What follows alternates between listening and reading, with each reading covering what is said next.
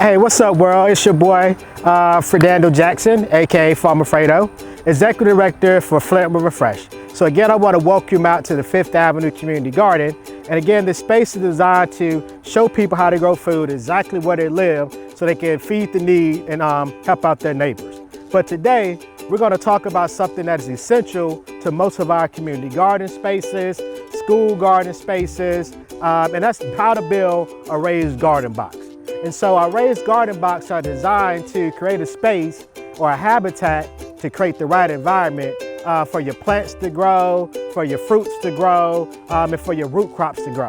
So at our community garden space, what we like to do, again, why we encourage raised garden boxes, because in a lot of times people are growing food in places where the ground isn't right. And so a way to improve the soil structure, we encourage most people to start with building a raised garden box because number one, it allows for you to control the soil that's in the boxes. So you create the soil mix that you use, and of course you know me, I'm all about utilizing compost as a key ingredient to your soil mixture.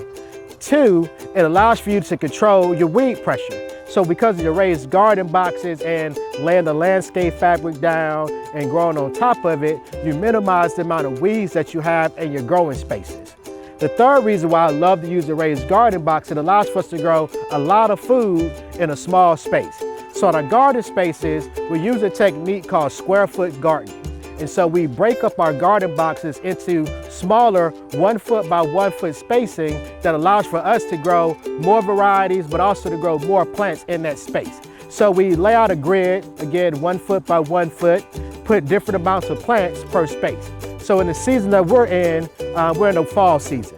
So for every square that you have, you can put 1 collard plant, 1 broccoli, but if you're growing mustard greens or turnips, you could put 4 mustards and 4 turnips in that same square space to maximize it and grow it to the fullest. And then the fourth reason why we like to use the raised garden box is that it allows for us to grow food anywhere.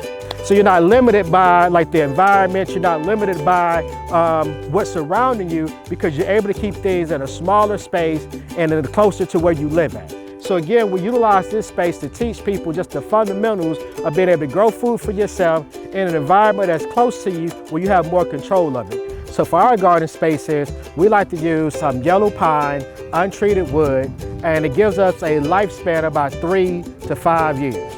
Now you at home, you could possibly utilize a 5-gallon bucket, a wash tub, cinder blocks. The main thing is having enough depth for your plants to be able to take root.